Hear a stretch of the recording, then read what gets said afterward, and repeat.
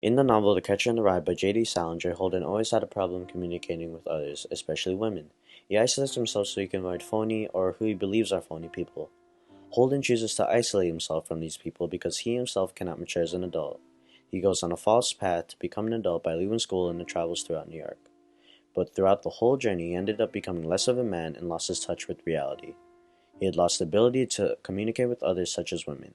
During his journey, he encounters many different types of women. For each encounter, he had a different approach to them.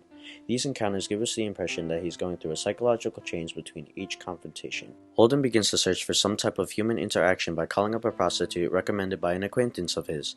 As a result of being nervous, once the prostitute formerly known as Sunny arrives, Holden delays the task at hand by properly introducing himself and engaging in conversation. As time went on, Holden reveals the truth that he does not want to be involved in any intercourse with Sunny, but only to talk to her instead. Holden's awkwardness is revealed in his date with Sally. As the night goes on, it seems that Holden's more annoyed than enjoying his time. From the phony actors in the play to Sally's conversation with another boy which discuss Holden. Although Holden is attracted to Sally's appearance, neither of the two feel any intimacy toward each other. To top of the night, Holden out of nowhere suggests that he and Sally should run away together. When Sally tells Holden that they are still too young for that, Holden overreacts and insults her. Within Holden's journey, he finds himself in a nightclub where he meets three older women from Seattle who he particularly finds attractive. The women are amused but are uninterested in Holden. In an attempt to flirt with the women, Holden tries to appear older than he actually is, which the women find somewhat comedic. Although Holden finds no success in flirting with the women, he still pays for their drinks and leaves the nightclub alone. Throughout his life, Holden has grown emotionally distant from his mother. The piled-on stress Holden's mother holds within her causes her to lose her children. Holden attempts to avoid his mother in all circumstances, which shows how damaged their relationship truly is. The theme connects to Holden's emotional and intellectual life because Holden always wants to isolate himself from other people. He just didn't want to deal with anyone. In contrast, the theme connects to the life of teens today because teens easily get worried about doing anything. Teens tend to think what other people will say. Instead of doing what you want to do, teens go according to what others do. The theme can relate to my life because there are times where I find myself wondering how people see me as a person or where I judge others after first impression. There are two perspectives in this situation.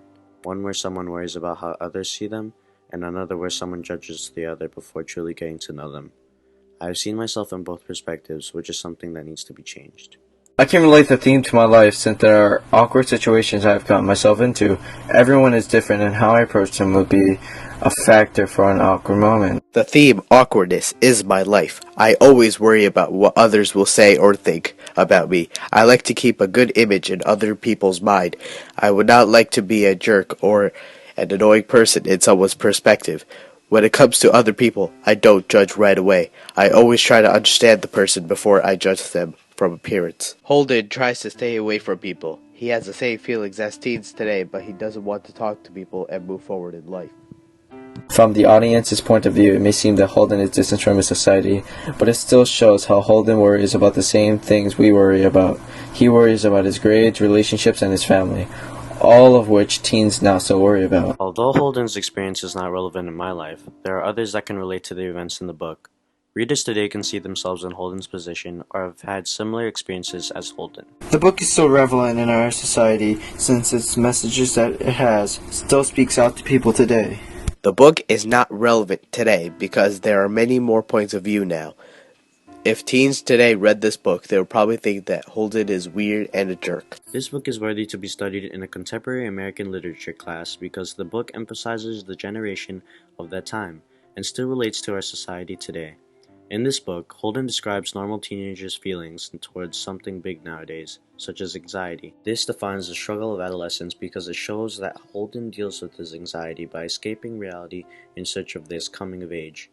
This journey leads him to take a false path towards adulthood, which ends up hurting Holden even more. Holden speaks to our generation as he has to previous generations because all teens go through anxiety. It may be different types of angst, but it still applies the same idea of getting anxiety.